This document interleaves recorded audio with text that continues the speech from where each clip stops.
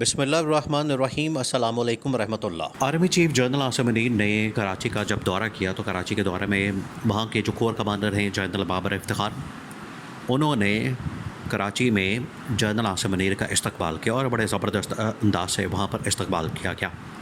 اب جنرل عاصم منیر بڑے ایکٹیو ہو چکے ہیں، خاص طور پر آئی ایم ایف کی ڈیل کے بعد۔ یہ ڈیل بہت بڑی ڈیل ہے اور اس ڈیل کے بعد جو کہ اب لگتا ہے کہ پاکستان تھوڑی بہت فائنینشیل اسٹیبلٹی کی طرف جا سکتا ہے، معاملات بہتر ہو سکتے ہیں، لیکن ابھی بھی جو سیاسی انسٹیبلٹی ہے، سیاسی عدم استحکام ہے، وہ اپنی جگہ پر موجود ہے۔ اور عمران خان دن بدن جو اس وقت جیل کے اندر موجود ہے، جیل کے اندر ہونا ہی، پابند سلاسل ہونا ہی، یا جمہوری حقوق کے اوپر پابندی، جمہوری حقوق کی پامالی، اس کے بعد آئینی اور قانونی حقوق کی پامالی، یہ اصل میں پاکستان کے اندر جو سیاسی عدم استحکام ہے اس کا باعث بنتا ہے۔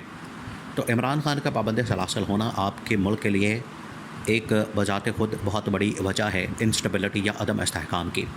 جنرل عاصم منیر وہاں پر پہنچے کراچی کے اندر، اور وہاں پر جا کر انہوں نے بڑا زبردست قسم کا خطاب کیا اور ساری باتیں رکھیں، ساری باتیں وہاں پر تاجروں کے سامنے، اور ان کو بتایا کہ پاکستان کے اندر کس طریقے سے ہم ایک تبدیلی لانا چاہ رہے ہیں۔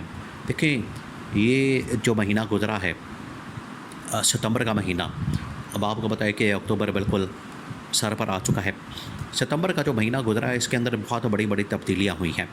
اس کے اندر جو سب سے بڑی تبدیلی ہوئی وہ یہ کہ ایک ترمیم پاس کروانی تھی، اس کے اندر ناکامی ہوئی۔ تو یہاں پر ایک تبدیلی نظر آئی کہ پاکستان کے سیاسی معاملات کے اندر ابھی بھی انسٹیبلٹی موجود ہے، اور پاکستان کے جو سیاسی معاملات ہیں ابھی بھی حکومت کے ہاتھ میں نہیں ہیں۔ دوسرا یہ کہ یہاں پر ایک D G I S I کی تبدیلی ہو گئی اس ناکامی کے بعد۔ تو اس کے بعد یہ کہا جا رہا ہے کہ اب یہ جو نیا D G I S I آیا ہے، نئے D G I S I کی جو تعیناتی ہوئی ہے جنرل عاصم منیر کی، یہ اب آ کے سارے معاملات کو سنبھالے گا، سارے معاملات کو چلائے گا، سارے معاملات کو دیکھے گا، اور اس کی بدولت ہی اب آگے معاملات بڑھائے جائیں گے۔ اس کی وجہ سے یا ان کے سر پر یا ان کے مرہون منت اب آگے معاملات چلیں گے۔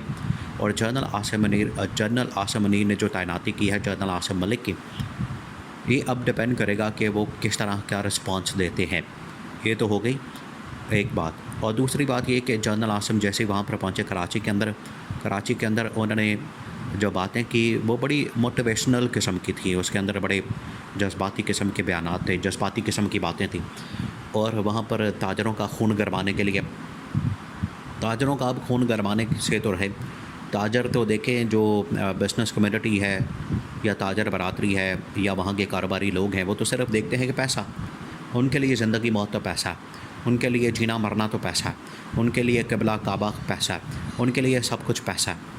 پیسے سے ان کا دماغ چلتا ہے، پیسے سے ان کی بات چلتی، پیسے سے ان کی زبان چلتی، پیسے سے ان کا قدم چلتا ہے، پیسے سے ان کا ہاتھ چلتا ہے، سب کچھ پیسے کی مرہون منت۔ وہ تو سارے کے سارے ڈپینڈ کرتے ہیں کراچی کے جتنے تاجر ہیں پیسوں کے اوپر۔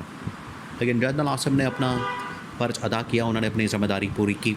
انہوں نے کہا کہ پاکستان جو کہ لیلۃ القدر، اب لیلۃ القدر جو ہے یعنی قدر والی رات، اور 27ویں رات، رمضان کی 27ویں رات، وہ رات جس کو لیلۃ القدر کا نام دیا گیا قرآن کے اندر۔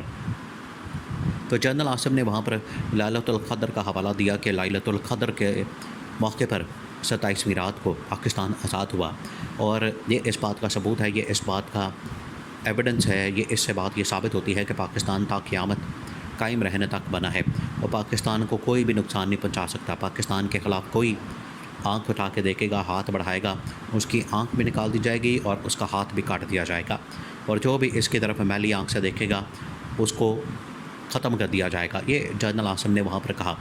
پھر جنرل عاصم نے جو سارے معاملات ہیں پاکستان کے وہ تو ان کے سامنے رکھ دیے، لیکن بات یہ ہے کہ وہاں پر جو کاروباری کمیونٹی، کاروباری لوگ ہیں، انہوں نے آخرکار اس کنسرن کا اظہار کیا، تشویش کا، کہ ہر جگہ کے اوپر ہمیں ایک تو فوج نظر آتی ہے، حکومت نام کی کوئی چیز نہیں ہے پاکستان کے اندر۔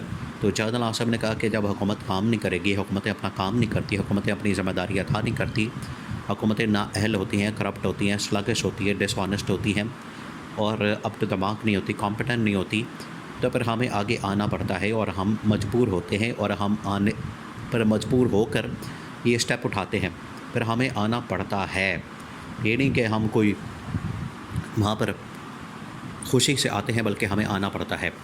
تو آ کے پھر ہمیں معاملات سارے دیکھنے پڑتے ہیں. تو جنرل آصف نے کہا کہ جب تک پاکستان ہے تو تب تک ہم پاکستان کے سرحدوں کا بھی دفاع کرتے رہیں گے, پاکستان کی نظریاتی سرحدوں کا بھی دفاع کرتے رہیں گے, پاکستان کی جو جغرافیائی سرحدیں ہیں ان کا بھی دفاع کرتے رہیں گے, اور پاکستان کے دفاع کی خاطر, سلامتی کی خاطر, بقا کی خاطر, اس ملک کی خاطر, 25 کروڑ عوام کی خاطر ہمیں جہاں بھی جانا پڑے ہم وہاں پر جا کے پاکستان کے لیے کام کریں گے. کیونکہ عمران خان نے یہ اصل میں بڑا زبردست قسم کا ایک ماڈل متعارف کروایا تھا کہ پاکستان کی فوج اور پاکستان کی حکومت کس طریقے سے مل کر کام کر سکتے ہیں. عمران خان نے تو فوج کے ساتھ مل کر خود کام کیا, اس حکومت کی طرح نہیں. یہ حکومت تو بالکل ہی ناکام, نیلی اور نااہل حکومت ہے. نہ ان کے پلے خود کچھ ہے, نہ ان کے پاس کوئی کارکردگی ہے, نہ ان کے پاس کوئی ٹیم ہے, نہ ان کے پاس کوئی ویژن ہے, نہ ان کے پاس کوئی اسکل ہے. بس پرانی کہانیاں, باتیں اور ڈرامے. اور 75 سال ہو گئے پاکستان نے ترقی نہیں کی, اور 75 سال ہو گئے پاکستان کے اندر کرپشن ہے, لوٹ مار ہے. یعنی تمام مسائل وہ بیان کریں گے جو ان کے اپنے پیدا کردہ ہیں, جو ان کے اپنے اندر موجود ہیں. اگر 75 سال سے پاکستان نے ترقی نہیں کی تو اس کے ذمہ دار آپ لوگ ہیں, کیونکہ 50 سال سے آپ حکمرانی کر رہے ہیں. اگر پاکستان کے اندر لوٹ مار ہے, کرپشن ہے, بے ایمانی ہے, 2 نمبری ہے, تو آپ اس کے ذمہ دار ہیں. آپ حکومت کے اندر بیٹھے ہیں, آپ حکمران ہیں. یہ آپ کے ادارے آپ کے تحت ہیں, ماتحت ہیں. آپ نے اداروں کے ذریعے سے یہ لوٹ مار ختم کرنی ہے. تو دنیا میں آ کے یہ بھائی لیکچر بازی, درس بازی, یہ اس طرح کی باتیں بڑی کرتے ہیں, لیکن حقیقتاً کام میں بالکل زیرو. عمران خان نے یہ کیا تھا کہ عمران خان نے پاکستان کی فوج کو اور خود حکومت کو ایک پیج کے اوپر لا کے, نہ صرف عمران خان نے جو عالمی دنیا کی سب سے بڑی وبا, بیماری کرونا, اس کا مقابلہ کیا تھا, بلکہ عمران خان نے پاکستان کی معیشت کو بھی بچایا تھا ڈوبنے سے.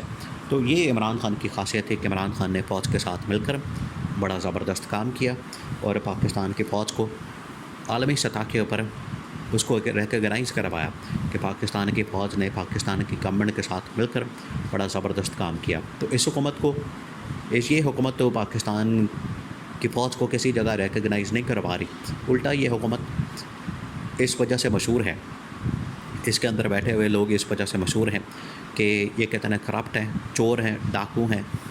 اور پہلے تو یہ فائنینشیل چوری, کرپشن, لوٹ مار کرتے تھے. اب انہوں نے مینڈیٹ کی چوری, مینڈیٹ کے اوپر ڈاکہ, لوگوں کے ووٹوں کے اوپر ڈاکہ مارنا, ان کی چوری کرنا اور دھاندلی کرنا, ووٹوں کی لوٹ مار کرنا, یہ بھی انہوں نے شروع کر دیا ہے, جو کہ بالکل ایک نئی چیز ہے. جس کی وجہ سے جنرل آصف نے بتایا کہ آخرکار پاکستان کی فوج ایکٹیو ہے اور رہے گی.